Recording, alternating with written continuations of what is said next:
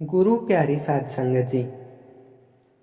कहा जाता है कि कबीर साहब जब बाहर जाया करते थे तो अक्सर एक आदमी उन्हें खेत में बैठा मिलता था। एक दिन कबीर साहब ने उससे कहा कि खाली बैठे रहते हो, परमात्मा का भजन किया करो, जिससे तुझे फायदा होगा। कहने लगा कि अभी बच्चे छोटे छोटे हैं, जवान हो जाएंगे और अपने पैरों पर खड़े हो जाएंगे, फिर भजन करूँगा। जब बच्चे जवान हो गए, कबीर साहब फिर मिले और कहा कि भजन किया कर। तो बोला कि इनकी शादी हो जाए फिर भजन करूँगा। जब शादी हो गई तब कबीर साहब ने फिर कहा कि अब बता। बोला कि पोतों की खुशियाँ तो देख लूँ। पोते भी हो गए। कबीर साहब फिर मिले और कहा कि अब तो भजन करो। कहने लगा कि पोते छोटे छोटे हैं, जवान हो जाएं फिर भजन करूँगा। जब पोते जवान हो गए तो कबीर साहब ने फिर पूछा। वो बोला, ये लापरवाह है, रात को सो जाते हैं, अगर मैं ना जागूं तो चोरी हो जाएगी। कुछ समय बाद कबीर साहब फिर वहां से गुजरे तो बाबा नजर न आया। पूछा कि बाबा कहाँ है। बेटों और पोतों ने कहा कि वह तो मर गया है। कबीर साहब ने कहा कि बहुत अफसोस की बात है, बेचारे गरीब आदमी ने अपना सारा जीवन व्यर्थ ही गंवा दिया। यदि वह थोड़े समय के लिए भी परमात्मा की भक्ति करता तो दुनिया के जंजाल से बच जाता। फिर कबीर साहब ने अंतर्ध्यान होकर देखा कि घर में दुधारू पशुओं के साथ उसकी खूब मोहब्बत थी। गाय भैंस पालता था। एक गाय के साथ उसका विशेष लगाव भी था।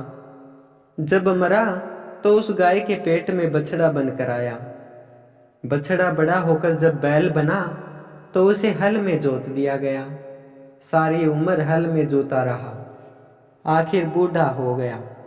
जब उनके काम का न रहा तो उन्होंने उसे गाड़ीवान को बेच दिया। उसने भी कुछ साल गाड़ी में जोता। जब उसके काम का भी न रहा तो उसने तेली को दे दिया, जिसने उसे काफी समय कोल्हू में जोता। फिर जब उसके भी काम का न रहा तो उसने कसाई वाले को दे दिया। कसाई ने मारकर उसका मांस बेच दिया। बाकी चमड़ा नकारे वाले ले गए। उन्होंने नकारे पर मढ़ा लिया। अब खूब डंडे पड़ते थे।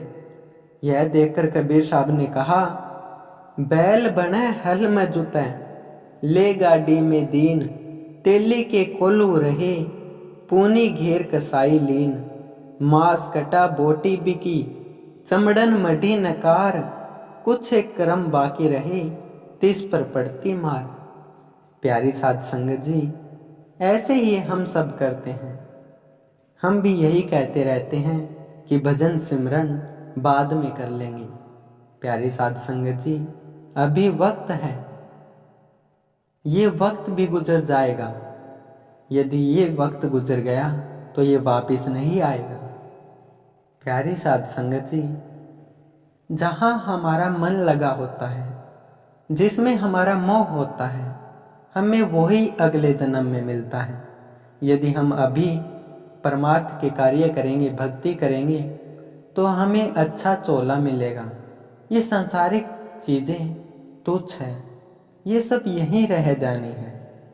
इसलिए प्यारी साध संगत जी, हमें ज़्यादा से ज़्यादा टाइम भजन सिमरन को देना चाहिए और अच्छे कार्य करने चाहिए, जिससे हम परमार्थ के रास्ते में आगे बढ़ सकें। प्यारी साध संगत जी, ऐसी ही प्यारी प्यारी साखियाँ हर रोज़ सुनने के लिए आपके अपने YouTube चैनल संत संदेश को लाइक करें, शेयर करें और सब्सक्राइब करें। धन्यवाद।